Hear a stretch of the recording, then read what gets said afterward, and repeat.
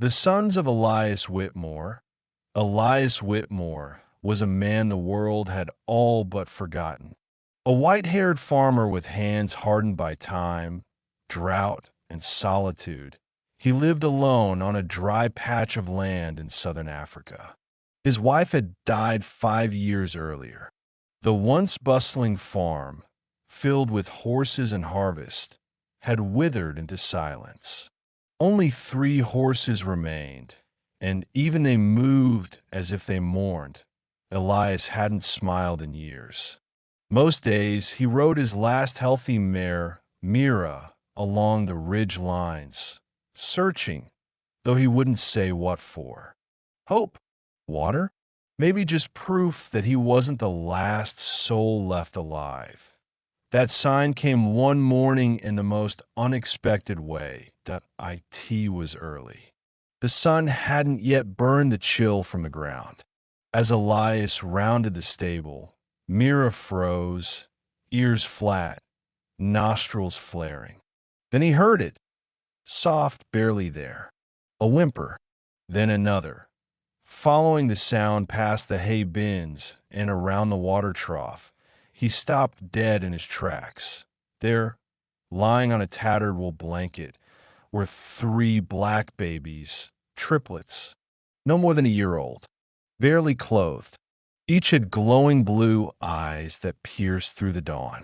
Their hair was tightly coiled, wrapped in thin cloth bands. They didn't cry, only gasped, as if they'd long exhausted their tears. Elias fell to his knees. "Where are your parents?" he whispered. There was no note. No basket. No footprints in the dust. He shouted, "Search the area." No one came.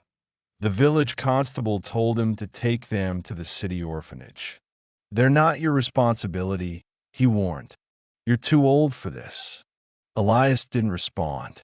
He simply stared down at the babies, nestled in a wooden cart, watching him with those glowing eyes. "I've lost everything," he finally said. "Maybe I was meant to find something." He named them Obi, Neo, and seafood that he fed them mashed pap and goat's milk. Built them cradles from old wood and straw. At night, they slept beside the fireplace. Their breathing filled the house with life. Then strange things began to happen. The sick mare, unable to walk for weeks, suddenly stood and trotted to the stream. A barren field, 5 seasons without maize, sprouted green after an unexpected rain. A wild stallion wandered onto the land and never left Point one evening. Elias looked at the sleeping boys curled up on the floor, one wrapped around his boot. "Are you through my luck?" he whispered. Years passed. He raised them as his sons. .by5. Obi rode bareback across pastures like he was born on horseback. Neo could calm any animal with a whisper. And Sifu, the smallest, had a gift for weather. "Rain's coming," he'd say on cloudless days. And it always came. .by9. They were racing through fields, shouting into the wind. Elias taught them everything. How to mend a wound, plant with the moon, listen to the land. The land bloomed. And so did they. But the village murmured, "Why would a white man raise 3 black boys? Something's not right." "They're not his." Elias ignored them. He didn't care. These boys hadn't just saved his life. They had brought it back. Point one day. As they rode through the valley, Neo asked, "Papa, do you think we were meant to be found?"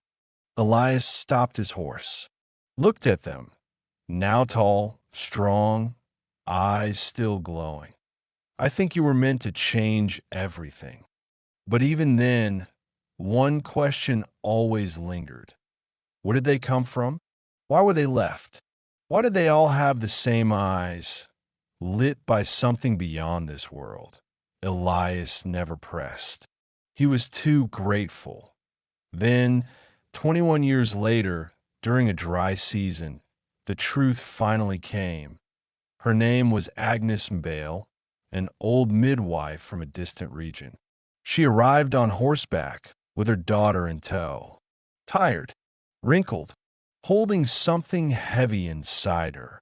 "I need to speak with you," she said to Elias and the boys, and they sat beneath the neem tree by the corral. "I owe you the truth," she began. "Or maybe I just can't carry it anymore."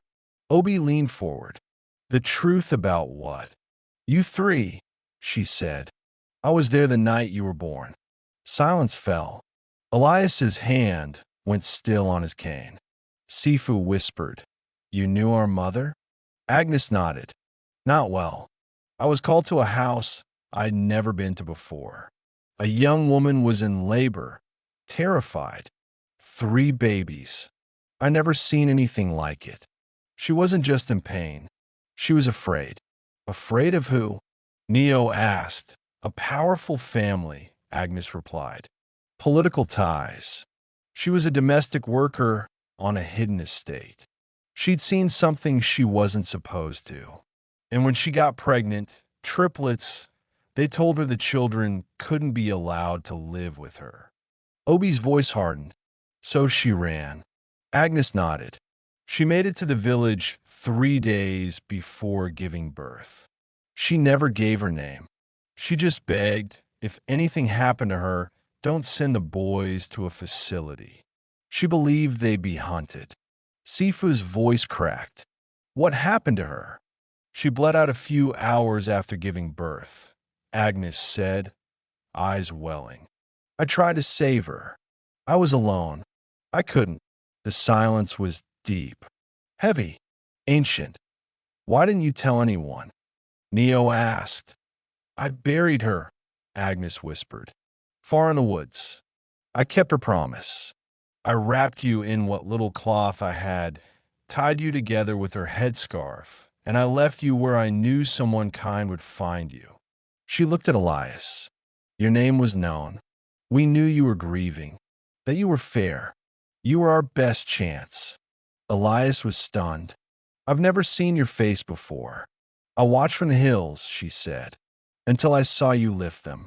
That night, the brothers sat quietly on the porch, staring at the moon.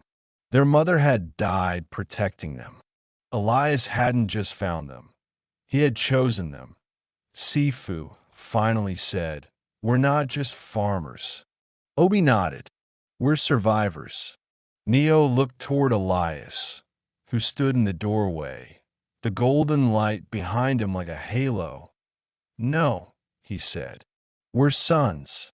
In the months that followed, the brothers searched, not for fame, but for peace. They met quiet villagers who remembered whispers, a retired driver from the estate, a market woman who recalled the fleeing girl, a buried scandal. But they didn't chase headlines. They had already built their legacy. And when Elias Whitmore passed, an old man, content and at peace, the brothers stood together at his funeral, dressed in white, hands clasped, eyes full. They didn't cry because they had lost a farmer. They cried because they had buried their father.